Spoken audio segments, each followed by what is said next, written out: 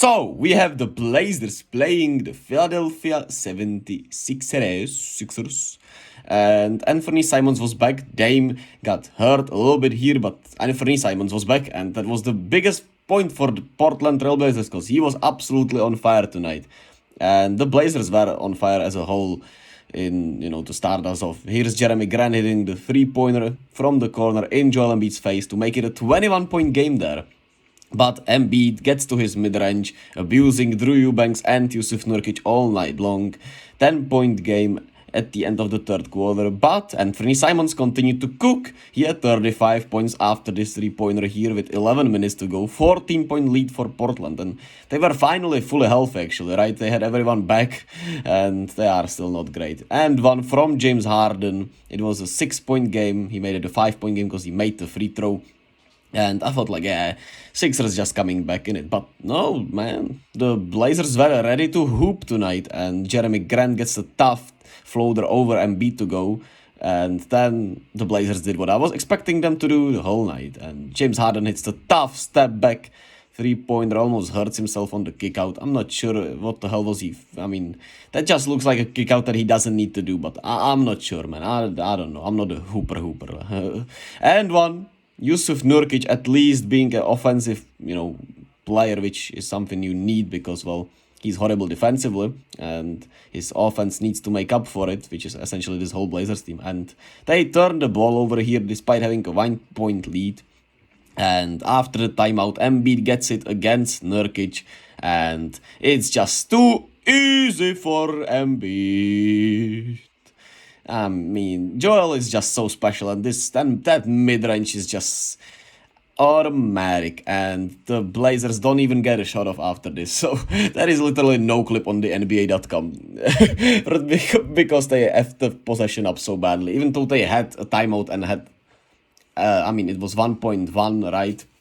But still, it's actually not, a horrible time, and you need just 2 points. But they threw it to Dame, and that was about it. And Embiid continues to fight for that MVP. 39, 7 and 4 assists with 3 steals, 2 blocks.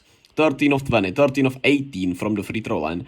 Didn't shoot the ball as well from the free throw line as he usually does, but spectacular game from him. And Georges Niang, Anthony Melton, Jalen McDaniels, Daniel House had a really great games off the bench with PJ Tucker and Tobias that is having horrific games, like the adjustments from Doc, not playing them as much as he usually does because they were not great tonight. They were getting abused in a lot of pick and rolls and in a lot of stuff that the Blazers ran.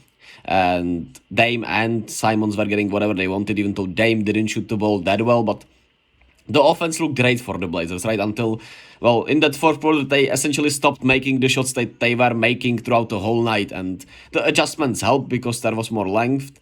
And, they just played more hard on defense, the Sixers did, I felt like. And were just more urgent defensively. And it threw off the rhythm of the Blazers, despite them playing just in rhythm all night long.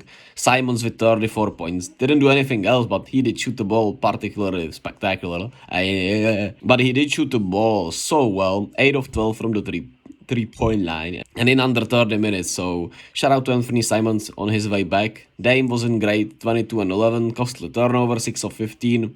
Not the best night of Dame, but they did trap him in that fourth quarter a lot also. So it was a mixture of everything. Shout out Cam Reddish, like how he played. And Shaedon Sharpe had a bad night, but that happens. He's a rookie still. And Grant bounces back after some really tough performances. Matisse Thybulle was really good defensively and made his mark in this game back in Philadelphia, but it was just not enough. Embiid, MVP race continuing, man. He's closing down Jokic, and it's gonna be fire. It's gonna be fire to watch because, the debate got a little weird because, ESPN has to make it weird, and JJ Redick went at Kendrick Perkins, who said that Jokic, it has to do something with race also.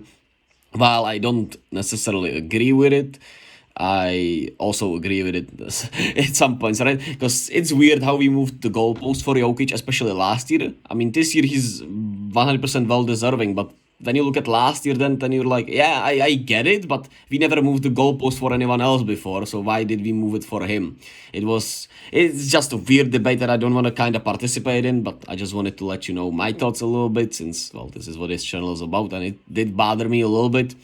Both guys were kind of in the wrong, and it's open race, man. That is still, I mean, 4 weeks to go, essentially, right? Three to 4 weeks to go, and you have a lot of games to be played, and either one of these guys, Embiid, Jokic, Giannis, maybe even Tatum, if he goes on a crazy run, could get this MVP. And it's gonna be an intriguing race, and it 100% has to be close, because, man, they are so tight.